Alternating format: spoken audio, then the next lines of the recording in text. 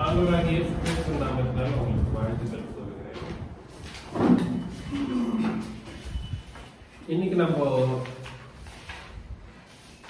ஆலோசனை பண்ண போற ஒரு முக்கியமான விஷயம் என்னன்னா ஒரே தேவன். கண்டிப்பா ஒரே தேவன். முதல்ல தேவன் என்ற ஒரு கான்செப்ட், ஒரு டச் அப் மட்டும் நம்ம பார்த்துட்டு அப்புறமா கண்டினியூ பண்ணிக்கலாம். தேவன் என்ற ஒரு வார்த்தை இருக்குது இல்லைங்களா, அந்த வார்த்தையை பிதாவாகிய தேவனுக்கு யூசுவலா யூஸ் பண்ணப்பட்டது. தேவன் சொன்னா நம்மளுடைய ஆலோசனை யார் மேல போயிடும்? பிதாவாகிய தேவன் மேல. பழைய ஏற்பாட்டுல அவருடைய பேர் என்ன? யெகோவா தேவன். பழைய ஏற்பாடுன்னா எங்கிருந்து? யாத்திரையாகமம் 19. பிதாக்களின் காலத்துல அந்த பேர் இல்லை. எந்த பேரு? யெகோவான்றவரே இல்லை. ஆக்சுவலி யெகோவான்ற பேர் இல்லை. யெகோவான்றவரு சர்வ சக்தியுள்ளவரா இருக்கிறார், சர்வ வல்லமையுள்ள தேவன், சர்வ வல்லமையுள்ள தேவனா இருக்கிறார்ன்றதை நம்ம எங்க பாக்குறோம்? யாத்திரையாகமும் 6ஆம் அதிகாரம் 3ஆம் வசனம் நம்ம படிச்சோம்னா அந்த வார்த்தையை நம்ம படிப்போம். ஆனா பிதாவாகிய தேவனுக்கு யெகோவான்ற அந்த ஒரு நாமம், ஒரு பேர் கொடுக்கப்பட்ட அந்த கட்டத்தை நம்ம யோசனை பண்றப்போ அது பழைய ஏற்பாட்டில் இருக்கிறவங்களுக்கு மட்டும்தான் கொடுக்கப்பட்ட ஒரு உடன்படிக்கையின் நாமம். என்ன நாமம்? உடன்படிக்கையின் படி கொடுக்கப்பட்ட உடன்படிக்கையின் நாமம் என்னன்னா என்ன நாமம்? யெகோவா. அவரே சொல்றாரு. எரேமியா 31:31 இருந்து 34 வசனம் படிக்கணும். 31 இருந்து 34. கொஞ்சம் கிட்ட வைக்கிறோமா? கொஞ்சம் கிட்ட வைக்கிறோம். இதோ நாட்கள் வரும் என்று கர்த்தர் சொல்லுகிறார். அப்பொழுது இஸ்ரவேல் குடும்பத்தோடு யூதா குடும்பத்தோடு புது உடன்படிக்கை பண்ணுவேன். என்ன உடன்படிக்கையாங்க? புது உடன்படிக்கை, புதிய உடன்படிக்கையா அவர் பண்ணுவாரா? நான் அவர்கள் பிதாக்களை எகிப்து தேசத்திலிருந்து அழைத்து வர கைப்பிடித்த நாளிலே பாத்தீங்களா உடன்படிக்கை என்படி அல்ல. எப்போ பழைய ஏற்பாடு எப்போ உடன்படிக்கை பண்ணப்பட்டுதான்? அவர்களை கைப்பிடித்து எகிப்து தேசத்திலிருந்து அவர்களுடைய பிதாக்களை எப்போ கைப்பிடிச்சிட்டு தேவனானவர் கூப்பிட்டுட்டு வந்தாரோ அன்னைக்கு உண்டான ஒரு உடன்படிக்கையை பற்றி பேசிட்டு அது மாதிரி உடன்படிக்கை நான் பண்ண போறதுல தான் தேவனானவர் சொல்றாரு. அதனால நம்மளுக்கு என்ன புரியணும்னா, பழைய ஏற்பாடு உடனே நம்ம எங்க போகக்கூடாது, ஆதி ஆகமத்துக்கு போகக்கூடாது. இன்னைக்கு ஹெப்ரியில தோரான்ற ஒரு கான்செப்ட் எடுத்துட்டு 5 புஸ்தகம் இருக்கு இல்லைங்களா, 5 புத்தகம், அந்த ஜெனசிஸ் டு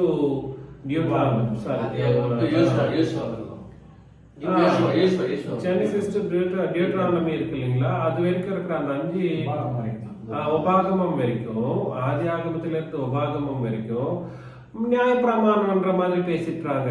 அதுலயும் கிறிஸ்தவன் சபைன்றவங்க அதை பத்தி ஒரு யோசனை கூட பண்ணாம, அதுக்கு ஏதாவது நம்மளுக்கு வசனம் ஏதாவது அப்ரூவ் பண்ணுதான்றத யோசனையே பண்ணாம டைரக்டா பழைய ஏற்பாடுன்னா எங்கத்துக்கு போயிடுறாங்கன்னா ஆதி ஆகமத்துக்கு போயிடுறாங்க. பிஎஸ்ஐ காரங்களுக்கு அவங்க தெரியாம பண்ணிட்டாங்க. பிஎஸ்ஐ என்றது யாரு? பைபிள் சொசைட்டி ஆஃப் இந்தியா, பெங்களூர்ல இருக்கிறவங்களுக்கு. அவங்களுக்கு தெரியாம ஏதோ டைப் பண்ணிட்டாங்க. பட் நான் என்ன சொல்ல வரேன்னா, பழைய ஏற்பாடுன்றது எப்போ ஏற்பட்டதாக நம்ம அங்க படிக்கிறோம். எப்ப படிக்கிறோம் அந்த வசனத்துல? எகிப்து தேசத்திலே கைப்பிடித்த நாளிலே. அதனாலதான் கண்டிப்பாக நமக்கு அது தெரிஞ்சிருக்கணும்.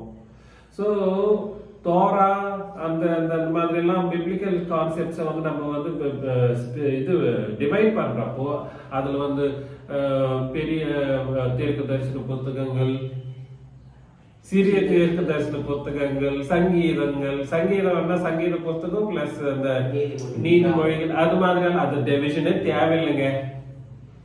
பைபிள வந்து நம்ம பிரிவினை பண்றது வந்து 3 காலங்களில 3 விதமான ஒரு உடன்படிக்கையின் சட்டத்திட்டங்களின்படி மட்டும்தான் என்ன பண்ணணும், வேதத்தை பிரிக்கணும். நீ சும்மா எதோ இருக்குதுன்னு எதோ பிரிச்சுட்ட முடியாது. அதுலயும் நீதிமொழிகள்ன்றத நம்ம எப்பயாவது ஃபியூச்சர்ல பார்க்கலாம். நீதிமொழிகள்ன்றது வந்து எப்படிப்பட்டது, அதே மாதிரி இருக்கப்பட்ட அந்த சங்கீத புத்தகங்களுக்கு சம்பந்தப்பட்ட அந்த புத்தகங்களையும் நம்ம பார்ப்போம். அதுல வந்து ஏசானரை குறித்து எழுதப்பட்டதான்றதையும் நம்ம பார்ப்போம். ஏசானரே சொல்றாரு. அது வந்து லூக்கா எழுதின சுவிசேஷத்துல நம்ம பார்க்கிறோம். 24ஆம் அதிகாரத்துல நம்ம 23, 24 அதிகாரத்துல ரெண்டுத்திலயும் சரி, அவர் சாவத்துக்கு முன்னாடி சொல்லப்பட்ட அந்த விஷயங்களை எல்லாம் வந்து நிறைவேற்றினது என்ற ஒரு சங்கீதங்களில் என்னை பற்றி எழுதப்பட்டதுங்களெல்லாம் நிறைவேற்றினது என்ற மாதிரி ஏசானர் சொல்றாரு. அது வந்து சங்கீதங்கள் என்ற அந்த வசனம் அதெல்லாம் நமக்கு கிளியரா படிக்கலாம். ஸோ நான் இப்ப சொல்ல வர்றது என்னன்னா, பழைய ஏற்பாடு வந்து உண்டாக்கப்பட்டது எங்க இருந்தேன்னா யாத்திரையாகவும் 19ஆம் அதிகாரம். அது நம்ம எப்பத்துல இருந்தா நம்ம கத்துட்டு தான் நம்ம வந்துட்டு இருக்கிறோம். புரியுது இல்லைங்களா? அதுக்கப்புறமா படிங்களேன். அவர்கள் நாட்களுக்கு பிற்பாடு நான் இஸ்ரவேல் குடும்பத்தோட பண்ணுகிற உடன்படிக்கையாவது, நான் என் நியாய பிரமாணத்தை அவர்கள் உள்ளத்திலே வைத்து அதை அவர்கள் இருதயத்திலே எழுதி, நான் அவர்கள் தேவனாய் இருப்பேன், அவர்கள் என் ஜனங்களாக இருப்பார் என்று கர்த்தர் சொல்கிறார். நான் அவர்களுக்கு தேவனாய் நான் அவர்களுக்கு நாயகரா இருந்தும் அந்த என் உடன்படிக்கை அவர்கள் மீறி அவமாக்கி போட்டார்களே என்று கர்த்தர் சொல்லுகிறார். பாத்தீங்களா? அவங்க வந்து என்ன பண்ணிட்டாங்களா? அவமாக்கி போட்டுட்டாங்க. என்னவா இருந்து நாயகர் என்ன சொல்லப்பட்ட அந்த வேர்டு வந்து நாயகர்ன்றது யாருங்க? புருஷன்.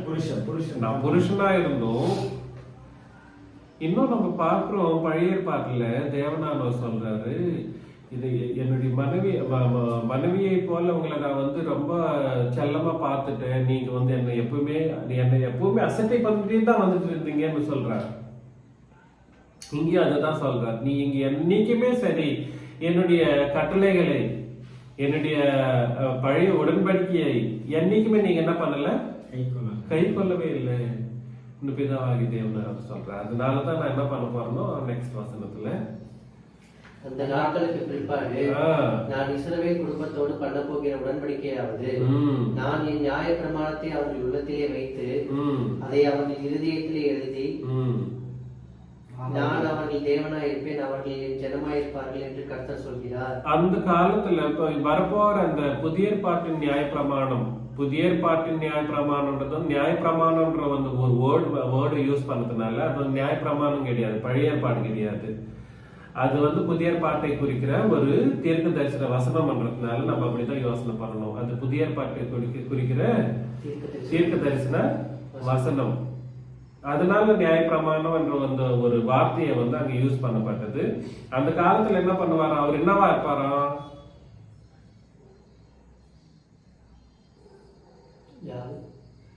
தேவனானவர் நான் என்னவா இருப்பேன்னு சொன்னார். நான் தேவனா இருப்பேன், அவர்கள் பாத்தீங்களா? புதிய பாட்டுல பிதாவாகிய தேவன் என்னவா இருப்பாரா? தேவனா இருப்பார். என்னவா இருக்க மாட்டாரா? நெக்ஸ்ட் வசனம். இல்ல படிங்க. தன் நாயகனையும் தன் சகோதரனையும் நோக்கி கர்த்தரை அறிந்து கொள் என்று போதிப்பதில்லை.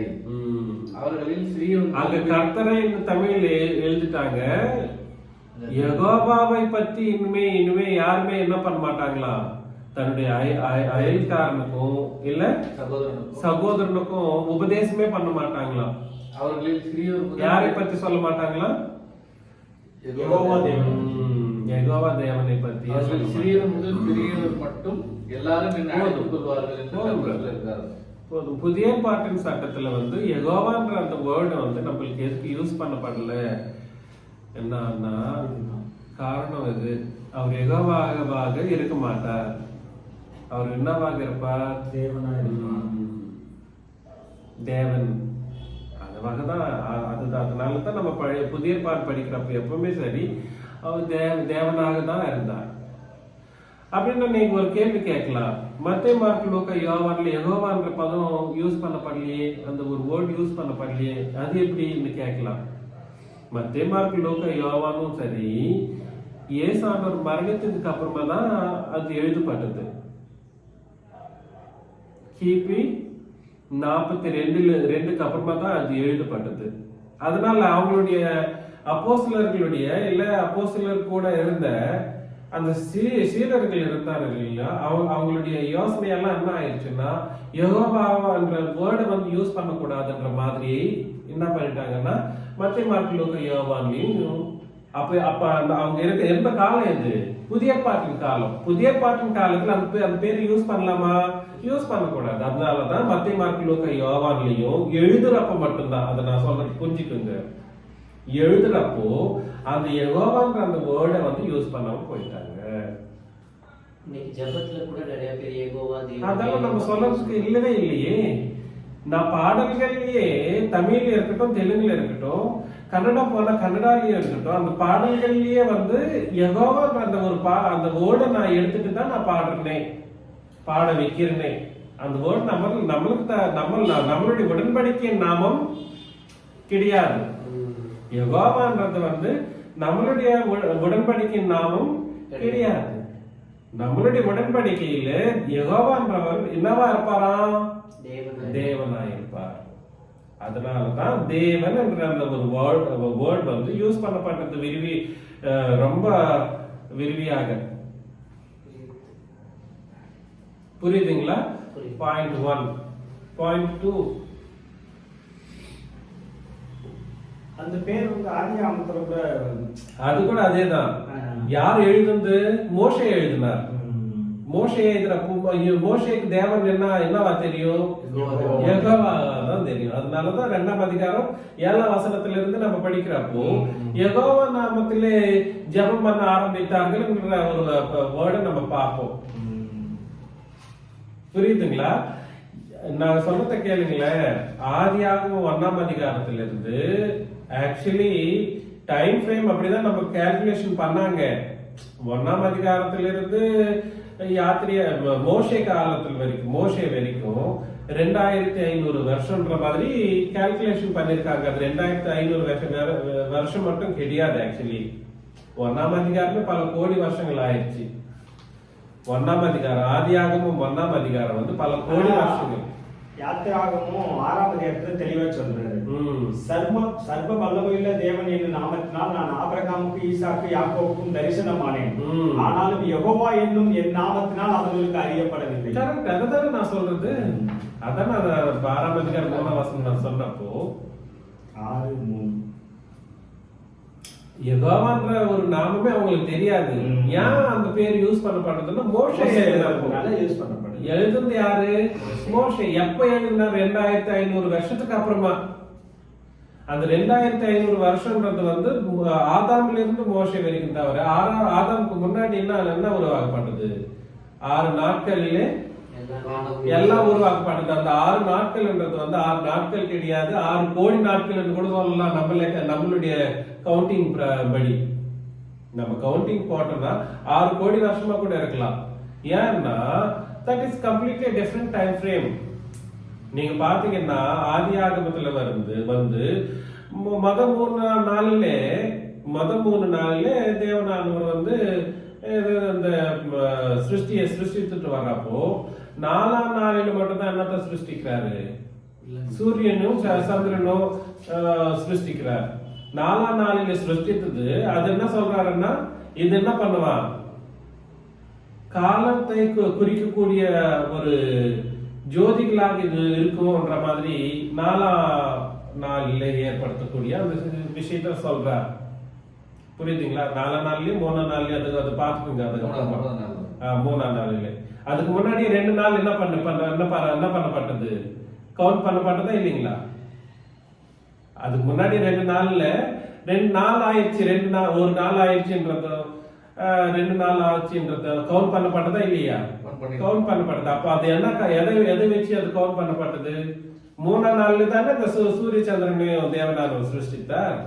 அது வந்து அதுதான் என்ன சொல்லுவா? அது மனுஷர்களுக்கு என்னவா இருக்குமா?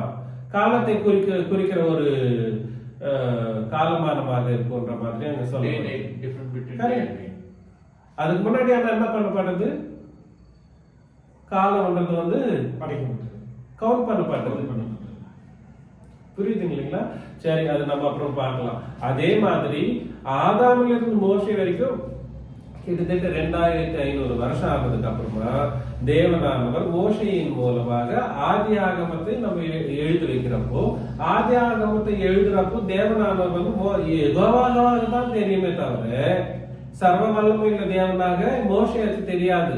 இது சர்வ வல்லமையா இருக்கிற தேவனா இருக்கிறவரு அபிரகாம், ஈசாக், யாக்கோபுக்கு மட்டும்தான் சர்வ வல்லமையுள்ள தேவன் அறியப்பட்டவர்கள். அவங்க மட்டும்தான் அவங்க 3 பேர் மட்டும் கிடையாது. அந்த காலத்துல இருந்த பிதாக்களின் காலத்துல யெகோவாவாக யாருக்குமே அவருக்கு வந்து தன்னை காண்பித்துக் கொள்ளல. புரியுது இல்லைங்களா? சோ இது பேக்டேட்டட் கவுண்டிங்னா வந்து அது உங்களுக்கு புரியும் நினைக்கிறேன். முடிஞ்சதுக்கு அப்புறமா தான் எழுதப்பட்டதே தவிர முடியாததுக்கு முன்னாடி எழுதப்படல.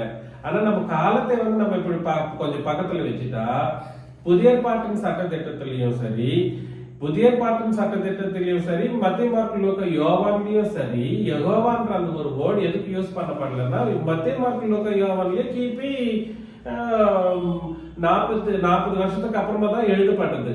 அவர் மரணித்து 10 வருஷத்துக்கு அப்புறமா தான் 10-12 வருஷத்துக்கு அப்புறமா தான் எழுதப்பட்டது. எது? மத்திய மார்க், லூக்கா, யோவான். அந்த காலம் புதிய ஏற்பாட்டின் காலம். அங்க இருக்கிறவங்க புதிய ஏற்பாட்டின் ஜனங்கள். ஆனா அந்த வேர்டை எதுக்கு யூஸ் பண்ணல? அந்த வேர்டை யூஸ் பண்ணக்கூடாதுன்ற ஒரு காரணத்தினாலதான் அவங்க எழுதல மத்திய மார்க், லூக்கா, யோவான்ல. அதே நான் சொல்ல வேண்டிய விஷயம் என்னன்னா, புதிய பாட்டில தேவனானவர் வந்து பிதாவாகிய தேவன் யெகோவான்றவர் வந்து தேவனாய் மட்டும்தான் கூப்பிடப்படணும். எப்படி கூப்பிடப்படணும்? தேவன். இப்ப தேவன் ஒருவரே என்றப்போ யாரை மட்டும்தான் குறிக்கிற மாதிரி நம்ம யோசனை பண்றோம். அவருன்ற மாதிரி நம்ம யோசனை பண்ணணுமே தவிர அவர் மட்டும்தான் தேவன் என்ற ஒரு விஷயமா நம்ம யோசனை பண்றதுக்கு இருக்கா இங்க? இப்போ புரியுதா நான் சொல்றது? ஒரே தேவன் என்று சொல்லக்கூடிய அந்த சிச்சுவேஷன் வந்து பிதாவாகிய தேவனை மட்டும்தான் தேவன் என்று சொல்லக்கூடிய ஒரு விஷயத்தினால அவர் தேவனாய் மட்டும்தான் இருப்பாருன்றதுனால நான் ஒருவரே அவர் சொல்றப்போ சரி, இல்ல அவர் ஒருவரே சொல்றப்போ சரி, அவரை மட்டும்தான் குறிக்கப்படுற ஒரு தனிப்பட்ட முறையில் அந்த வேர்டை யூஸ் பண்ணிக்கங்க. தனிப்பட்ட முறையில தேவனானவர் அவர் ஒருவரே சொல்லக்கூடிய ஒரு வேர்டு யூஸ் பண்ணப்பட்டதை தவிர வேற எதுவுமே இல்லையே. அங்க பிதா இயேசு கிறிஸ்து தேவன் கிடையாதுன்ற மாதிரியாகவும் பரிசுத்த ஆவியானவர் தேவன் கிடையாதுன்ற மாதிரியாகவும் சொல்லப்படுற ஒரு விஷயம் கிடையாது. தேவன் ஒருவரே என்ற ஒரு வார்த்தை. புரிஞ்சுக்கங்க, கொஞ்சம் டீப்பா போயிட்டு இருக்கோம். அதனால 1 கொரிந்தியர் போயிடலாம்.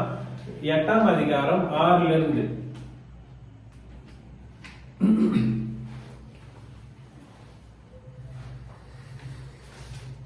பிதாவாகிய ஒரே தேவன் நமக்கு உண்டு. மேல் வாசகத்துல இருந்து படிங்களா? வானத்திலேயும் பூமியிலேயும் தேவர்கள் எண்ணப்படுவர்கள் உண்டு. பாத்தீங்களா? வானத்திலேயும் பூமியிலேயும் தேவர்கள் எண்ணப்படுவர்கள் உண்டு. இப்படி அநேக தேவர்களும் அநேக கர்த்தாக்களும் உண்டாயிருந்தாலும் பிதாவாகிய ஒரே தேவன் நமக்கு உண்டு. பாத்தீங்களா? பிதாவாகிய தேவனை பத்தி பேசுறப்போ அவர் ஒருவரே சொல்றதுல என்ன தப்பு இருக்கு? அங்க வந்து கம்பேரிசன் வந்து யாருக்கு பண்ணிட்டு இருக்காங்க? உலகத்துல இருக்கிற ஆகாயத்துல இருக்குமா அப்படின்னா அது வானத்திலேயும் என்ன அர்த்தம்? அது இன்விசிபிள், அது வந்து நம்ம பார்க்க முடியாது. அப்படின்னா அந்த சக்தியுள்ள தேவர்கள் எனக்கூடிய சக்தியுள்ளவர்கள் இருக்கிறாங்கன்ற அர்த்தம். அது அப்படிப்பட்டவங்களும் இருக்காங்க. அது தேவன் மூலமா இல்ல நம்மளுக்கு அப்படிப்பட்டவங்க தேவன் எனப்படுவார்களே தவிர அது தேவர்கள் கிடையாது. மனுஷர்களுக்கு அது உலகத்துல இருக்கிற பாவிகளுக்கு அது அந்த மாதிரி தான் இருக்கும். தேவர்கள்னா அந்த மாதிரி அவங்க உலகத்துல இருக்கிறவங்களுக்கு தேவன் சொல்றப்போ அது வந்து we can't imagine how many gods அவங்க எத்தனை தேவர்களை வச்சுட்டு இருக்காங்கன்றத வந்து நம்ம சொல்ல கூட முடியாது. எதை பார்த்தாலும் அது தேவர்கள்ன்றதான் சொல்லுவாங்க. இதை பார்த்த கூட இந்த போச்சை பார்த்த கூட தேவர்களுக்கு சொல்லக்கூடிய ஒரு ஆலோசனை அவங்களுக்கு இருக்கும். ஆனா அதெல்லாம் நமக்கு தேவனா இருக்கக்கூடிய ஒரு தகுதி இருக்கா நமக்குன்னா? நம்ம சபையில இருக்கிறவங்களுக்கு அது தேவன் கிடையாது. தேவன் என்ற ஒரு கம்ப்ளீட் வேர்டு இருக்கு இல்லைங்களா, அது completely different word, unimaginable word, நம்ம யோசனைக்கே எட்டாத ஒரு வார்த்தை அது, தேவன் என்ற ஒரு வார்த்தை. அதனால நான் என்ன சொல்ல வரேன்னா, அங்க கம்பேரிசன் யாருக்கு கம்பேரிசன் பண்ணி சொல்லப்படுது? உலகத்துல இருக்கிற தேவர்கள் எனப்படுவர்களுக்கும் பிதாவாகிய ஒரே தேவனுக்கும் ஒருவரே என்ற தேவன், பிதாவாகியவர் ஒருவரே, பிதாவாகிய தேவன் ஏசப்பா பரிசுத்த ஆவி அப்பான்ற மாதிரி எல்லாம் பைபிள் எங்கேயுமே சொல்லல. அவர்களே நம்ம பிதான்னு நம்ம சொல்லவே கூடாது. ரொம்ப ரொம்ப தப்பான ஒரு வார்த்தைகள் அதெல்லாம். ஒரே தேவன் என்றப்போ பிதாவாகிய தேவன் அவரை மட்டும்தான் நம்ம அப்பா கூப்பிடக்கூடிய ஒரு பாக்கியம் நம்மளுக்கு கொடுக்கப்பட்டிருக்குது. புரியுதுங்களா? அவர் ஒருவரே, நம்மளுக்கு 3 அப்பாக்கள் இல்லை. எத்தனை அப்பாக்கள் இல்லை? 3 அப்பாக்கள் இல்லை. ஒரே அப்பா தான், அவர் பிதாவாகிய தேவன். அவர் பழைய ஏற்பாட்டில் யெகோவாவாக கூப்பிடப்பட்டார்.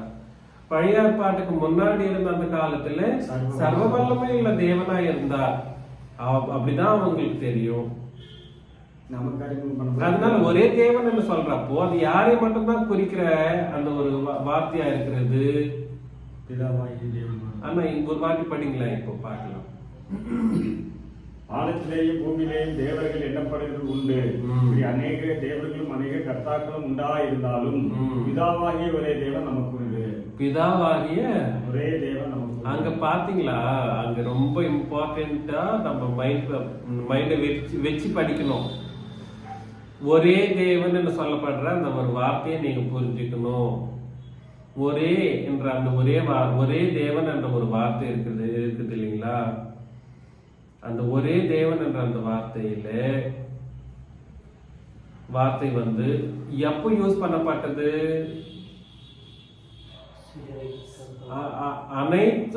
அனைத்து தேவர்களையும் கம்பேரிசன் பண்றப்பதான் யூஸ் பண்ணப்பட்டது. எப்படி? ஒரே தேவன் என்ற ஒரு வார்த்தை எப்போ யூஸ் பண்ணப்பட்டதுங்க? உலகத்தில் இருக்கிற தேவர்களையும் பிதாவாகிய ஒரே தேவனையும் கம்பேரிசன் பண்ணுவோம். நமக்கு சபைக்கும் அப்ப மட்டும்தான் அவர் ஒரே தேவன் என்று சொல்லப்படுற ஒரு வார்த்தையை நம்ம படிக்கிறோம். கம்பேரிசன்ல மட்டும்தான் அந்த வார்த்தை யூஸ் பண்ணப்பட்டது. ஒரே தேவனுக்கும் தேவன் ஒருவரே என்றதுக்கும் வித்தியாசம் இருக்கு. அது புரிஞ்சுக்குங்க. நான் திருப்பி செகண்ட் இம்பார்ட்டன்ட் விஷயத்த சொல்லிட்டு இருக்கேன். ஒரே தேவன் என்றதுக்கும் தேவன் ஒருவரே என்றதுக்கும் வித்தியாசம் இருக்கு. ரெண்டுமே தப்பு கிடையாது. தப்பு எங்கன்னா மனுஷனுடைய மூளை இருக்குல்ல, அந்த மூளையில தான் தப்புன்றது உருவாக்கப்பட்டது. இங்க நம்ம படிக்கிறோம் ஒரே தேவன் என்னதாங்க நம்ம படிச்சோம். அங்க யூஸ் பண்ணப்பட்ட ஒரே என்ற அந்த ஒரு வார்த்தையை கிரேக்ல HEIS என்ற ஒரு வேர்டு யூஸ் பண்ணப்பட்டது. இட் மீன்ஸ் சர்வத்திலையும், அப்படின்னா அனைத்து தேவர்களையும் ஒருவர் என்றதுக்கு above all சொல்ற பாத்தீங்களா? above all, எல்லாத்தையும் விட இவர் மேன்மையானவர் என்று சொல்லக்கூடிய ஒரு வார்த்தை யூஸ் பண்ணப்படுது பாத்தீங்களா? அதுதான் இதனுடைய கருத்து. புரியுதுங்களா? இதே வேர்டை நம்ம இதே வசனத்தை இந்த வேர்டு யூஸ் பண்ணப்பட்டதை நம்ம 1 கொரிந்தியர் 12ஆம் அதிகாரம் 6ஆம் வசனத்திலேயே நம்ம பார்ப்போம். சாரி, ஒரு வாட்டி அந்த கம்ப்ளீட் வசனம் படிங்களா? 8ஆம் அதிகாரத்துல ஒரே தேவன் நமக்கு உண்டு, அவராலே சகலம் உண்டாயிருக்கிறது, அவருக்கு நாமும் உண்டாயிருக்கிறோம், இயேசு கிறிஸ்து ஒரே கர்த்தரும் நமக்கு உண்டு. இயேசு கிறிஸ்து ஒரே கர்த்தர் நமக்கு உண்டு. ஒரே கர்த்தர்ன்றப்ப பிதாவாகிய தேவன் கர்த்தர் கிடையாதா? இதை மட்டும் தான் புடிச்சுக்கினாங்களே தவிர நெக்ஸ்ட் வசனத்துல அதே கண்டினியூ தானே பண்ணிட்டு இருக்காங்க. கண்டினியூ பண்றப்போ இது இயேசு கிறிஸ்து ஒரே கர்த்தர்னு சொல்றப்போ அவரை மட்டும் பிதாவாகி தேவன் அந்த கர்த்தர் என்ற அந்த ஒரு வார்த்தையை பிதாவாகி தேவனுக்கோ இல்ல பரிசுத்த ஆவியானவருக்கோ யூஸ் பண்ணப்பட்டது. பிதாவாகி தேவனும் கர்த்தர் என்று சொல்லப்பட்டது, பிதாவாகி தேவனும் பரிசுத்த ஆவியானவரையும் கர்த்தர் என்று சொல்லப்பட்டது. ஆனா கர்த்தர் என்று சொல்லப்பட்டப்போ கர்த்தர் ஒருவரே, கிறிஸ்து எனப்படக்கூடிய கர்த்தர் ஒருவரே என்று சொல்றப்போ அப்ப இவங்க 2 பேரும் கர்த்தர் கிடையாதா? கர்த்தர் கிடையாதுன்றதுக்கா அங்க சொல்லப்படுது? இல்ல, அந்த மாதிரி இல்ல. அதுதான் நான் சொல்றது. ஹெய்ஸ் என்ற ஒரு வேர்ட் வந்து பர்டிகுலரா நிறைய பேர் பிரபுக்கள் இருப்பாங்க, கர்த்தர்கள் இருப்பாங்க. அதனால இவர் ஒருவரே என்று சொல்லக்கூடிய ஒரு விஷயம் என்ன இருக்குதோ அது மட்டும்தான் கம்பேரிசன் பண்றப்ப மட்டும்தான் அது நம்மளுக்கு புரியும். இப்ப நான் சின்னராஜான்னு ஒருத்தர் இருக்கிறேன், நான் ஒருவனே தானே. எப்படிங்க? நான் ஒருவனே தான். நான் நீங்க ஆயிட முடியுமா? நீங்க நான் ஆயிட முடியுமா? ஆயிட முடியாது. நானும் நம்ம எல்லாரும் என்னவா இருக்கிறோம்? மனுஷர்களா இருக்கிறோம், பரிசுத்தவான்களா இருக்கிறோம்.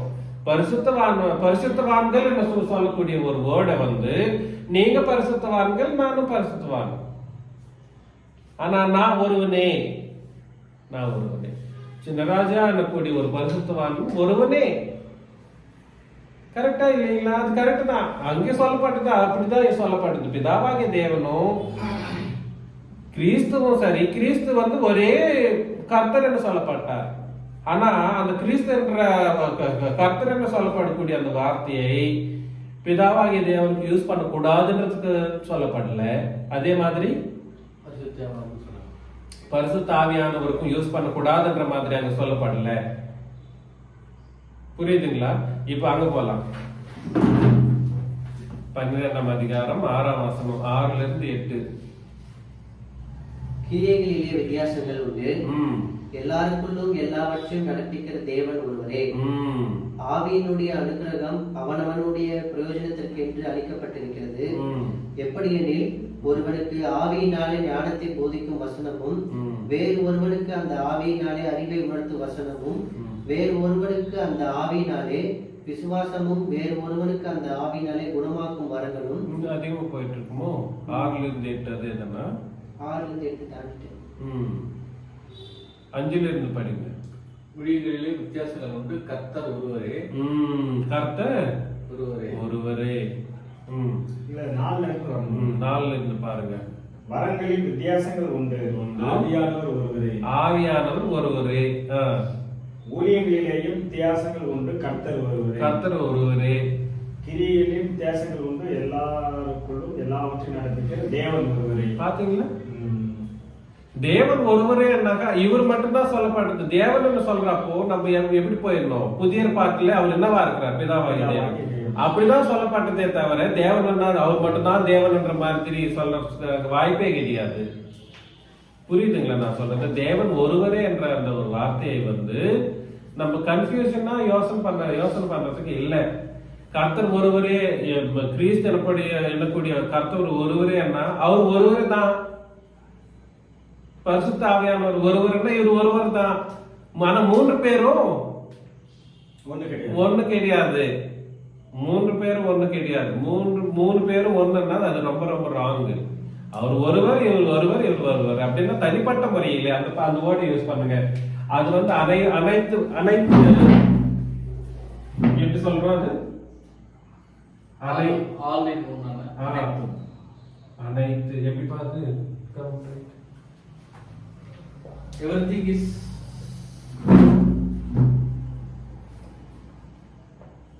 அனைத்து முறையில. இது தனிப்பட்ட முறையில, தனிப்பட்ட முறை இது இல்ல. இது அனைத்து முறை. தனிப்பட்ட முறையும் இங்கே எழுதுது. இண்டிவிஜுவல், அது வந்து combine. Personal or individual? Personal, individual. புரியுதுங்களா நான் சொல்றது? இது நான் என்ன சொல்ல வரேன்னா,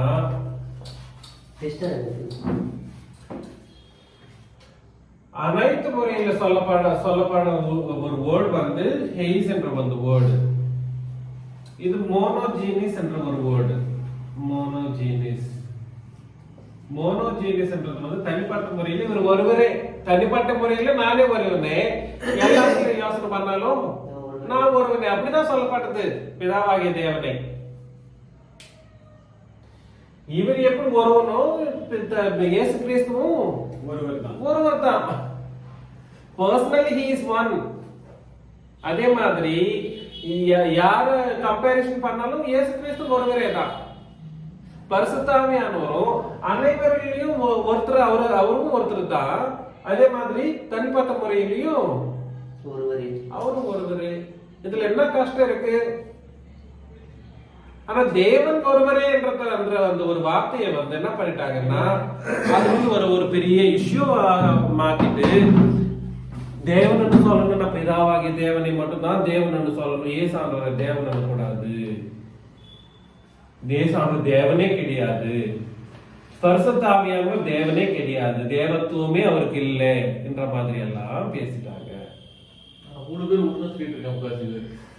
அதுக்கோசம் இருக்கு. ஆக்சுவலி அது டிரான்ஸ்லேஷன் இஷ்யூ.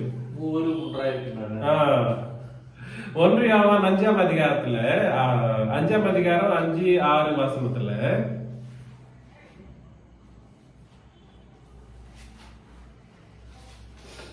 இயேசு கிறிஸ்துவாகிய இவரே ஜலத்தினாலும் ரத்தத்தினாலும் வந்தவர், ஜலத்தினாலே மாத்திரமல்ல ஜலத்தினாலும் ரத்தத்தினாலும் வந்தவர். ஆவியானவர் சத்தியமாகியால் ஆவியானவரை சாட்சி கொடுக்கிறார். பரலோகத்தில் சாட்சியிடுகிறவர்கள் 3, பிதா, வார்த்தை, பரிசுத்தாவி என்பவர்களே. இம்மூவரும் ஒன்றாய் இருக்கிறார்கள். மூவரும் ஒன்றாய் இருக்கிறார்கள் என்றது வந்து இப்படி இல்ல, மூவரும் ஒன்றாய் இருக்கிறார்கள் என்றது வந்து it doesn't say the oneness. அது oneness குறிக்கிறது கிடையாது. அது என்னது குறிக்குதுன்னா, நீங்க வந்து இங்கிலீஷ்ல அதுலயும் நீங்க கேஜேவிய பாத்தீங்கன்னா தப்பாயிடும். இதே மாதிரி தான் இருக்கும் அங்கேயும். KJV these three are one என்ற மாதிரி இருக்கும். 3 பேரும் ஒன்னு என்ற மாதிரி. அதே மாதிரி இங்கேயும் அப்படிதான் இருக்கு. ஆனா ஆக்சுவலி சொல்ல போனா these three are in one agreement. One agreement என்னன்னா, நானும் நீங்களும் ஒரே விதமான யோசனையில இருக்கிறப்போ நம்ம ஒரே மாதிரி இருக்கிறோம்ன்ற மாதிரி தான் சொல்ல முடியும். NASB, New American Standard Version. இல்ல Bible, New American standard Bible. நான் சொல்ற பாருங்களேன், அது நீங்க எழுதினீங்கன்னா எழுதிக்கலாம். 5 இங்கிலீஷ் பைபிள் வந்து கொஞ்சம் நம்மளுக்கு வந்து பைபிளா இருக்கும். நியூ NASB அப்படின்னா new American standard Bible. NSB அது full form of new American standard Bible. KJV இது சேம் தான் இருக்கும். CSE இவங்க மாத்த லோக்கல் லாங்குவேஜ். NASB க்கு அப்புறமா ASB அமெரிக்கன் ஸ்டாண்டர்ட் பைபிள். அப்புறம் NKJV New KJV in one agreement. அப்படிதானே? இன் ஒன் அக்ரிமெண்ட் என்ற வேர்டுக்கும் ஒன்ன்றதுக்கும் தேவை நம்மளுக்கு இது தெரியுது இல்லைங்களா? The spirit and the water and the blood and the three are in agreement. ஆனா டைரக்டா நீங்க கேஜேவிலையும் தமிழ் பைபிளையும் பாத்தீங்கன்னா ஸ்பிரிட்டும் வாட்டரும் பிளட்ன்ற மாதிரி தான் எழுதிருக்கே தவிர ரத்தமும் தண்ணீரும் அதே மாதிரி ஆவியானவரும்ன்ற மாதிரி தான் நம்ம பார்ப்போமே தவிர தமிழ்ல பிதா, குமாரன், பரிசுத்தாவியானவர்ன்ற மாதிரி டைரக்டா எழுதி வச்சிட்டு இருக்காங்க. இல்ல, பிதா, வார்த்தை, பரிசுத்தாவி. பிதா அதுதான் பிதா வார்த்தை என்ன இயேசு கிறிஸ்து தான். அதுதான் அப்படிதான் போகும். அது பிதா, வார்த்தை, பரிசுத்தாவியானவர் மூவரும் ஒன்றா இருக்கிறார்கள் என்றப்போ 3 பேரும் சேர்ந்த மாதிரி தான் அங்க சொல்லக்கூடியதா இருக்குது. ஆனா அங்க அப்படி கிடையாது. 4ஆம் வசனத்துல வந்து என்ன சொல்றாங்கன்னா, தேவனால தொட்டதெல்லாம் ஜெயிக்கும், நம்முடைய விசுவாசம் உலகத்தை ஜெயிக்கும். 5ஆம் வசனத்துல இயேசுவான தேவனுடைய குமாரன் என்று விசுவாசிக்கிறவனை என்று உலகத்தை ஜெயிக்கிறவன் யார்? நீரினாலும் ரத்தத்தினாலும் வந்தவர் இயேசு கிறிஸ்துன்னு சொல்றார். நீரினாலும் 5ஆம் வசனம் அதேவா? 5, 6 இங்கிலீஷ்ல கேக்குறீங்களா? தெலுங்கு தமிழ்ல. தண்ணீர்னாலும் ரத்தத்தினாலும் வந்தவர் யாரு? அதாவது 6ஆம் வசனம், இயேசு கிறிஸ்துவாகிய இவரே ஜலத்தினாலும் இரத்தத்தினாலும் வந்தவர். ஜலத்தினாலும் ரத்தத்தினாலும் வந்தவர் யாரு? ஜீசஸ் கிறிஸ்ட், இயேசு கிறிஸ்து. அப்புறம் ஜலத்தினாலே மாத்திரமல்ல, ஜலத்தினாலும் ரத்தத்தினாலும் வந்தவர் ஆவியானவர் சத்தியமாகையால் ஆவியானவரை சாட்சி கொடுக்கிறார். பாத்தீங்களா? அங்க பிதாவாகி தேவன் என்ற மாதிரி அங்க எழுதப்பட்டது தமிழ் பைபிள்ல. பிதாவாகி தேவனே என்ற மாதிரி நம்ம எந்த வெர்ஷன்ஸ்லயும் நம்ம பார்க்க மாட்டோம், except KJV and NKJV. அதுல God the Father, Son and Holy Spirit, these three are one என்ற மாதிரி எழுதிட்டாங்க. அப்ப நான் விசுவாசம்ன்றது வந்து ரொம்ப ரொம்ப கெட்டுடும், விசுவாசமே கெட்டுடும். these three are one னா ஐயோ என்னங்க அது? இங்க மட்டும் நம்ம பாக்குறப்போ அவர் ஒன்றா இருக்கிறார், இவர் ஒன்றா இருக்கிறார், இவர் ஒன்றா இருக்கிறார் நம்ம படிக்கிறோம். அவர் ஒருவர், இவர் ஒருவர், இவர் ஒருவர் என்ற அப்பவே தனிப்பட்ட முறையில் அவர் ஒருத்தரை தான் இருக்கிறார். யாரு? பிதாவாகிய தேவனா இருக்கட்டும், இயேசு கிறிஸ்துவானவரா இருக்கட்டும், பரிசுத்த ஆவியானவரா இருக்கட்டும், தனிப்பட்ட முறையில ஒருத்தரை தான். அவங்க ஒருத்தர், இவங்க ஒருத்தர், இவங்க தனிப்பட்ட முறையில ஒருத்தர்ன்றப்போ நம்ம வந்து என்ன பண்ணக்கூடாது? ஒன்னாக கூடாது. ஆனா பைபிள்ல டிரான்ஸ்லேஷன்ஸ் மூலமாக என்ன நடந்துச்சுன்னா, ஒருவரா இருக்கிறாங்கன்னு சொல்லி எழுதப்பட்டதுனால ஒரு அந்த தப்பான ஒரு விசுவாசமே மனுஷர்கள்ல வந்து உண்டாக்கப்பட்டது. அது ரொம்ப ரொம்ப தப்பான காரியம். அந்த கரெக்ஷன் பண்ணணும்னா நம்மளுக்கு ரொம்ப டைம் ஆகும். உலகமே மாற வேண்டிய சூழ்நிலை இருக்கு இப்போ. புரியுதுங்களா? அது அந்த டிரான்ஸ்லேஷன்ஸ்ல எல்லாம் நம்ம பார்க்கணும். டிரான்ஸ்லேஷன்ஸ்ல எல்லாம் பார்த்து அவ்வளவு ரெஸ்பான்சிபிலிட்டி எடுத்து லட்சங்கள் வாங்குறவங்க கூட பண்ண மாட்டான். 10 டிரான்ஸ்லேஷன் வச்சு படிச்சு அது இங்கிலீஷும் தெரியாது, அதை கூட திருப்பி டிரான்ஸ்லேஷன் கொஞ்சம் பேர் இருப்போம். டிரான்ஸ்லேஷன் கூட தெரியாது. பைபிள் வந்து டிரான்ஸ்லிட்ரேட் பண்ணப்பட்டது. டிரான்ஸ்லேஷன் வேற, டிரான்ஸ்லிட்ரேட் வேற.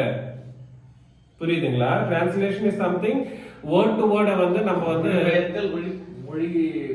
மொழி பெயர்த்தல், டிரான்ஸ்லேட் மொழி, English to Tamil, Tamil to Telugu. Correct. Literate மொழி ஆக்கம்ன்றது வந்து அது வந்து அந்த எந்த மொழியில வந்து நம்ம எழுதப்படுதோ அந்த மொழிக்கு சமமான ஒரு பதத்தை நம்ம வேர்டை வந்து யூஸ் பண்றது தான். சமமான ஒரு வேர்டை வந்து அந்த மொழியின் பியூட்டியை வந்து கொலைக்காம எழுதப்படணும். அந்த மாதிரி தான் நம்ம பைபிளே எழுதப்பட்டது. நான் சொல்றது புரியுதுங்களா? சோ பைபிள்ல வந்து நம்ம படிக்கிறப்போ ஒரு வசனத்தை பிடிச்சிட்டு நம்ம விசுவாசத்தை கட்டிக்க முடியாது. விசுவாசம் வந்து ஒரு கட்டடம். விசுவாசத்தின் கட்டடத்தை வந்து நம்ம எப்படி பார்க்கணும்? ஒரு வசனத்தை பிடிச்சிட்டு நம்ம ஊஞ்சல் ஆடக்கூடாது, இல்ல விசுவாசத்தை வந்து கட்டக்கூடாது. அந்த ஒரு வசனத்தை வச்சு கட்டிட்டோம்னா என்ன ஆகுதுன்னா அது நம்ம கடல்ல போறப்போ அது அந்த விசுவாசத்தின் அந்த நாவு என்ன ஆகுது? உடைஞ்சு போயிடும். அதனால நிறைய வசனங்களை நம்ம படிக்கிறப்போ தேவன் ஒருவரே என்ற அந்த ஒரு வசனம் எங்கெல்லாம் யூஸ் பண்ணப்பட்டதோ 1 தீமோத்தி 1:17 வசனத்துல அவர் அப்படிதான் யூஸ் பண்றாரு. ஒருவரே அப்படின்னு சொன்னா இவரை மட்டும் மென்ஷன் பண்ணல. அவர் புரிஞ்சுக்கிட்டவரை வந்து உலகத்தோட கம்பேரிசன் பண்ணி தாம் ஒருவரே இருக்கிறவருக்கு கரெக்ட். அந்த அடிப்படையில் தான் அவர் புரியுது. கரெக்ட். அதுதான் நான் சொல்றது. இவங்க வந்து இப்படி ரொம்ப ரொம்ப தப்பா பண்ணிட்டு இவரை மட்டும்தான் பாடணும், பிதாவாகிய தேவனை மட்டும்தான் பாடணும், அவருக்கு மட்டும்தான் ஆராதனை பண்ணணும் என்ற மாதிரியான தப்பா வந்து புரிஞ்சுக்கிட்டது தெளிவா இருக்கு. புரிஞ்சுக்கிட்டது மிஸ்டேக்.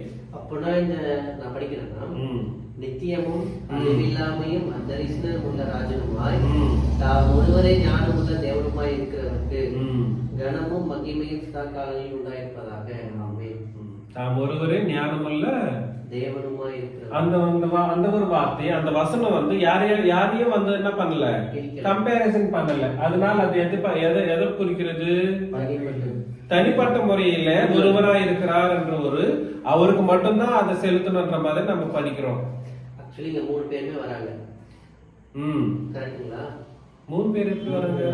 தனித்தனி முறையில வராங்களான்னு கேட்கிறேன். இல்ல இல்ல பிதாவாகிய தேவனை பற்றி பேசுறப்போ அவரை ஒருவரே என்ன சொல்றாரு? செலுத்துறாங்க. அவ்வளவுதான். அவர் மட்டும்தான். அவரை மட்டும் தான் அங்க குறிக்குது. அது 2ஆம் அதிகாரம் 5ஆம் வசனத்துல அதே 1 தீமோத்தி தேவன் ஒருவரே, தேவனுக்கும் மனுஷருக்கும் மத்தியஸ்தரும் ஒருவரே. யார் அது?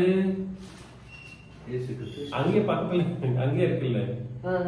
எல்லாரையும் மீட்கும் பொருளாக தம்மை ஒப்பு கொடுத்த மனுஷனாய் கிறிஸ்து இயேசுவும் அவரேன்னு சொல்றார். தேவன் ஒருவரேன்றப்போ அங்க என்ன சொல்லப்படுது? யார கம்பேரிசன் பண்றாங்க? அங்க வந்து உலகத்துல இயேசு கிறிஸ்துவையும் மனுஷனாகிய இயேசு கிறிஸ்துவையும் தேவனாகிய பிதாவையும் அங்க என்ன பண்றாங்கன்னா கம்பேரிசன் பண்றப்போ தேவன் ஒருவரே ஒரு வேர்டு யூஸ் பண்ணப்பட்டது. அது தேவன் இயேசு கிறிஸ்துவனுடைய மனுஷத்துவத்தின் படிதான் அங்க எழுதப்பட்டதே தவிர 2 பேருக்கும் அங்க என்ன பண்ணப்படல கம்பேரிசன். தேவத்துவத்தை பத்தி கம்பேரிசன் பண்ணல, தேவத்துவத்தை பத்தி கம்பேரிசன் பண்ணல. அதுக்குதான் அங்க மனுஷன் என்ன கூடிய அந்த ஒரு வேர்டு யூஸ் பண்ணப்பட்டது இயேசு கிறிஸ்துவுக்கு. இயேசு கிறிஸ்துவுக்கு என்ன வேர்டு யூஸ் பண்ணப்பட்டது? தேவனுக்கும் மனுஷருக்கும் மத்தியஸ்தரும் ஒருவரே. அவரு என்னவா இருக்கிறாரு? மனிதனா இருக்கிறார். அவருடைய மனிதத்துவத்தையும் தேவனுடைய தேவத்துவத்தையும் தான் அங்க கம்பேரிசன் பண்றப்போ தேவன் ஒருவரே ஒரு வேர்டு யூஸ் பண்ணப்பட்டது. அது கரெக்ட் தானே? அப்ப இயேசு கிறிஸ்து எப்பவுமே இப்பவும் மனுஷனாக தான் இருக்கிறாரு பரலோகத்துல? இல்லையே. மனுஷனா எப்ப இருந்தார் அவரு? நியாயப்பிரமாண காலகட்டத்துலன்னா 33 வருஷங்கள். அதுவும் எப்போ? லாஸ்ட் பழைய பாட்டின் 33 வருஷம், பழைய பாட்டின் 33 வருஷத்தின் முடிவு காலத்துல தான் அவர் இருந்தார். இதை மட்டும் நீங்க அந்த வேர்டை யூஸ் பண்ணிக்கோங்க, யோசனை பண்ணிக்கோங்க. பழைய பாட்டின் முடிவு காலத்திற்கு 33 வருஷம் முன்னாடி தான் அவர் இருந்தார். முடிவு காலத்திற்கு 33வது வருஷம், 33 வருஷம் அவர் இருந்தார். அப்ப என்னவா இருந்தார்? அவரு மனுஷனா இருந்தார். அத கம்பேரிசன் பண்ணி பேசுறப்போ தேவனானவர் எத்தனை பேர் இருப்பாங்க? ஒருத்தர் தான் இருப்பார். அதுதான் சொல்றாரு. ஆமா, அதாவது இந்த ஒரு வசனத்தை வச்சு நம்ம பார்க்காம இந்த வசனத்தை கம்பேரிசன் பண்ணி படிச்சாதான் நமக்கு அந்த அறிவு. கரெக்ட். படிக்காம மாடு மேய்ச்சிட்டு பைபிள படிச்சா என்ன சொல்ல முடியும்? இன்னும் ஒரு விஷயம் சொல்றேன் பாருங்களேன், என்னதான் நீங்க யோசனை பண்ணுவீங்க எனக்கு தெரியாது. அதே 1 தீமோத்தி 5ஆம் அதிகாரம் 14 16 வசனம் படிங்க. ஆகையால் இளவயதுள்ள விதவைகள் விவாகம் பண்ணவும். 5ஆம் அதிகாரம் தானா? 1 தீமோத்தி 5:14 என்ன வசனம் அவர் சொல்லுங்க. அதுதான் அங்க பிதாவாகிய தேவனை பத்தி அவர் ஒருவரே பரலோகத்துல இருக்கிற மாதிரி 6 14 15 16. எல்லாவற்றையும் உயிரோடு இருக்க செய்கிற தேவனுடைய சன்னிதானத்திலேயும் பொந்தியு பிலாத்துவின் முன்னின்று நல்லறிக்கை சாட்சியாக விளங்க பண்ணின கிறிஸ்து இயேசுவினுடைய சன்னிதானத்திலேயும் உனக்கு கட்டளையிடுகிறேன். யார் சன்னிதானங்க? அது தேவனுடைய சன்னிதானம், கிறிஸ்துவுடைய சன்னிதானம். 2 பேரும் சமமா சொல்லப்படுதா இல்லையா? அது எதை பத்தி சொல்லப்படுது? அவங்களுடைய தேவத்துவத்தை பத்தி சொல்றப்போ சொல்லப்படுது. இவரும் தேவன், அவரும் தேவன். சன்னிதானம்ன்றது வந்து அவருக்கு ஒரு சன்னிதானம் இவருக்கு ஒரு சன்னிதானம் இருக்காதுங்க, புரிஞ்சுக்குங்க. யார் யாருக்கு ஒருத்தருக்கு ஒரு பிதாவாகி தேவனுக்கு ஒரு சன்னிதானம், குமாரனாகிய கிறிஸ்துவுக்கு ஒரு சன்னிதானம், பரிசுத்த ஆவியானவருக்கு ஒரு சன்னிதானம் கிடையாது. நம்ம எதை வந்து ஒன்னஸ் யோசனை பண்ணணுமோ அதை ஒன்னஸ் யோசனை பண்ணணும். எதை ஒன்னஸ் யோசனை பண்ணக்கூடாதோ அதுல வந்து யோசனை பண்ணக்கூடாது. பிதாவாகிய தேவன் அவர் ஒருவரே, குமாரனாகிய தேவன் அவர் ஒருவரே, பரிசுத்தாவியானவர் என்பவருடைய தேவனும் ஒருவரே. அப்புறம் நெக்ஸ்ட் படிங்களா. அந்த பிரசன்னமாகுதலை தேவன் தம்முடைய காலங்கள். எந்த பிரசன்னமாகுதலை? பிதாவாகிய தேவன். சரி படிங்க. அவரே கிறிஸ்து பிரசன்னம். இயேசு கிறிஸ்துவனுடைய 2வது பிரசன்னம், 2வது வருகையிலே அவருடைய வருகையை காண்பிக்க போறவர் யார் என்ற மாதிரி இருக்குதுன்னா பிதாவாகிய தேவன் மட்டும்தான். இயேசு கிறிஸ்துவனுடைய 2வது வருகையே வந்து நமக்கு காண்பிப்பாராம். யார் காண்பிப்பாராம்? பிதாவாகிய தேவன் இயேசு கிறிஸ்துவனுடைய 2வது வருகையை வந்து நமக்கு வந்து என்ன பண்ண போறாரு? பிரசன்னமாக காமிக்க போறார். அவரே நித்திய ஆனந்தமுள்ள ஏகாதி சக்கராதிபதியும். எப்படிப்பட்டவர்? இவரே எப்படிப்பட்டவர்? பிதாவாகிய தேவன் நித்திய ஆனந்தமுள்ள ஏக சக்கராதிபதியும் ராஜாதி ராஜாவும் கர்த்தாதி கர்த்தாவும் ஒருவராய் சாவாமை உள்ளவரும் சேரக்கூடாத ஒளியில் வாசம் பண்ணுகிறவரும் மனுஷரில் ஒருவரும் கண்டிராதவரும் காணக்கூடாதவருமாய் இருக்கிறவர் அவருக்கே கனமும் நித்திய வல்லமை உண்டாயிருப்பதாக. அப்படிப்பட்ட தேவனே இவருடைய வருகையை காண்பிக்கிறாருன்னா இவர் எப்படிப்பட்டவராக இருக்கணும்? இயேசு கிறிஸ்து அவரும் மகிமை நிறைந்தவராக அதே சூழ்நிலையில் இருந்தாதான் அப்படிப்பட்ட ஒரு ஆளு, அப்படிப்பட்ட ஒருவர் வந்து என்ன பண்ண முடியும்? காண்பிக்க முடியும். புரியுதுங்களா நான் சொல்றது? கொஞ்சம் கஷ்டமா இருக்கா? ரொம்ப டீப்பா இருக்கு. அங்க கரெக்டா படிங்க, இன்னொரு வாட்டி 14 இருந்து படிங்களேன். எல்லாவற்றையும் உயிரோடு இருக்க செய்கிற தேவனுடைய சன்னிதானத்திலேயும் பொது பிளாத்தையும் முன்னின்று சகல் நல்ல அறிக்கை சாட்சியாக பின்ன கிறிஸ்து இயேசுவினுடைய சன்னிதானத்திலேயும் உனக்கு கட்டளையிடுகிறேன். அந்த பிரசன்னமாகவே தேவன் தம்முடைய காலங்களை வெளிப்படுத்துவார். அவரே வெளிப்படுத்து. யார் வெளிப்படுத்த போறது பிரசன்னத்தை? அவரே நித்தியானந்தம் உள்ள ஏக சக்கராதிபதியும் ராஜாதி ராஜாவும் கர்த்தாதி கர்த்தாவும் ஒருவராய் சாவாமை உள்ளவரும் சேரக்கூடாத வழியில் வாசம் பண்ணுகிறவரும் மனுஷில் ஒருவரும் கண்டிராதவரும் காணக்கூடாதவருமாய் இருக்கிறவர் அவருக்கு இக்கணமும் நித்திய வல்லமையும் உண்டாயிருப்பதாக. ஆமென். நெக்ஸ்ட், இவ்வளவு ஐஸ்வர்யம் உள்ளவர்கள் இருமப்பான சிந்தனைகளாயிரம். சோ நான் என்ன சொல்ல வரேன்னா, அங்க வசனம் என்ன சொல்லுதுன்னா ஏசாண்டவரை பத்தி தான் சொல்லுது அங்க வசனம். ஏசாண்டவர் வந்து அவருடைய வருகையை பத்தி சொல்றப்போ பிதாவாகிய தேவனை எப்படிப்பட்டவரோ சொல்லப்படுறார். ஏசாண்டவர் வரப்போ யாருமே பார்க்க கூடாதவர். 13 கர்த்தராகிய இயேசு கிறிஸ்து பிரசன்னமாகும் வரை மன்னிக்கணும் தயவு செஞ்சு 13 இருந்து கிளியரா இருக்கு. நான் தமிழ்ல தெலுங்குல அந்த வசனம் 14 இருந்து கொஞ்சம் அப்படி இப்படி இருக்கு இல்ல, அதுதான் என்னப்பா வரவே இல்லையா அந்த வசனம்? கர்த்தராகிய இயேசு கிறிஸ்து பிரசன்னமாகும் வரை. யாருங்க? கர்த்தராகிய இயேசு கிறிஸ்து அவர் பிரசன்னமாகிறப்போ இந்த கற்பனையை மாசில்லாமலும் எந்த கற்பனைகளை? புதிய பாட்டின் கற்பனைகளை மாசில்லாமலும் குற்றமலும் கைகொள்ளும்படிக்கு எல்லாவற்றையும் உயிரோடு இருக்கிற செய்கிற தேவனுடைய சன்னிதானத்திலேயும் பொந்து குலாத்துவின் முன்னின்று ஒரு நல்ல அறிக்கையை சாட்சியாக பண்ண கிறிஸ்து இயேசுவுடைய சன்னிதானத்திலேயும் உங்களுக்கு கட்டளையிடுகிறேன். அதனால என்ன சொல்லப்படுறாருன்னாங்க, ஏசாண்டவருடைய வருகையை பத்தி அது எவ்வளவு கம்பீரமா இருக்க போதோ அதை வந்து நீங்க முன்னாடியே தெரிஞ்சுக்கணும், நான் கட்டளை இடுறேன்னு சொல்றார். அவருடைய வருகை வந்து ரொம்ப சாதாரணமா இருக்க போறது கிடையாது. அவர் வரணும்னா அதுக்கு முன்னாடி யாருமே பார்க்காதவரும், அப்புறம் ஒருவராய் சாவா வல்லமை உள்ளவரும் சவாமை உள்ளவரும் சேரக்கூடாத வழியில் வாசம் பண்ணுகிறவரும் மனுஷன் ஒருவரும் கண்டிராதவரும் காணக்கூடாதவருமா இருக்கிறவர். அவரு தான் என்ன பண்ணுவாராம்? அவருடைய பிரசன்னத்தை வெளிப்படுத்துவார். அப்படின்னா என்ன அர்த்தம்? யார் யார் இப்ப அந்த ஒரு வசனத்தையே படிச்சுட்டு அந்த 15 16 படிச்சுட்டு இவர் இப்படிப்பட்டவர் அப்படி அவரே போயிட்டு இருந்தா, அவரையே இது பண்ணிட்டு இருந்தா இவர் என்ன ஆயிடணும்? அவருடைய ஈக்குவலானவரா கொண்டு வரணும் சொல்ல வரதே. எனக்கு ஈக்குவலா நான் இன்ட்ரோ듀ஸ் பண்ண முடியும். அதுதானே எனக்கு ஈக்குவலா இருக்கு. கரெக்ட் தானே? என்னோட தாக்கர் இன்ட்ரோ듀ஸ் பண்ண அவசியமே இல்ல. அதுதான் வசனமே சொல்றது. அவருடைய பிரசன்னத்தை காண்பிக்க போறவர் எப்படிப்பட்டவரை முன்னாடி நீ தெரிஞ்சுக்கணும்னா இவரு எப்படிப்பட்டவரான்னு உனக்கு தெரிய வேண்டியதா இருக்கு.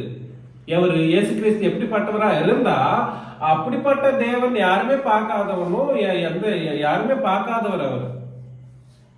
புரியுதுங்களா? அவர் வந்து யாருமே அவர் நித்தியானந்தம் உள்ள தேவனா இருக்கிறார். அப்படிப்பட்டவர் என்ன பண்ண போறாரா? இயேசு கிறிஸ்துவனுடைய 2ஆம் பிரசன்னமாகுதலை வந்து நமக்கு வெளிப்படுத்த போறார் என்ற ஒரு சத்தியத்தை அங்க சொல்றப்போ அந்த வசனத்தை எப்ப பார்த்தாலும் பிதாவாகி தேவனுக்கு பிதாவாகி தேவன் இப்படிப்பட்டவர் அப்படிப்பட்டவர் யாருமே பார்க்க முடியாதவர் அவரையே சொல்லிட்டு இருந்தா இவர் சொல்லக்கூடிய சூழ்நிலை யாரை குறிக்குது? ஆக்சுவலி இயேசு கிறிஸ்துவனுடைய வெளிப்படுத்தலுக்காக அந்த கம்பீரமான ஒரு காரியத்தை தான் சொல்றதுக்கு ட்ரை பண்ணிட்டு தான் பேசுறார் பவுலானவர். புரியுதுங்களா? அப்ப யாரை விட அதிகமா இருக்காங்க, கம்மியா இருக்காங்க? யாருக்குமே அதிகமா கிடையாது. இவர் ஒருவரேன்ற அந்த ஒரு வார்த்தையை வந்து அங்கேயும் யூஸ் பண்ணப்பட்டது. ஆனா ஒருவரா இருக்கிற அந்த பிதாவாகிய தேவன் யாருடைய பிரசன்னத்தை காண்பிக்க போறாராம்? இயேசு கிறிஸ்துவனுடைய பிரசன்னத்தை, இரண்டாம் வருகையை காண்பிக்க போறாராம். ஒருவரே நம்ம மூஞ்சில் ஆட்டிட்டு இருந்தா எப்போ இதெல்லாம் நம்ம இந்த வசனங்கள் எல்லாம் எப்ப நம்ம கத்துக்க போறோம்? இது முடிச்சிடலாம். புரியுதுங்களா? நான் என்ன சொல்ல வரேன்னா, ஒருவரேன்ற அந்த ஒரு வார்த்தை வந்து ரெண்டு விதமாக யூஸ் பண்ணப்பட்டது. ஒண்ணு அனைத்து முறையிலே யூஸ் பண்ணப்பட்டது. அனைத்து முறையில் என்றப்போ எல்லாரையும் கம்பேரிசன் பண்ணிட்டு இவரே ஒருவர் என்று சொல்ற கூடிய அந்த காரியத்துல அனைத்து முறையிலும் யூஸ் பண்ணப்பட்ட ஒருவரே வேற. அதே மாதிரி தனிப்பட்ட முறையில யூஸ் பண்ணப்பட்ட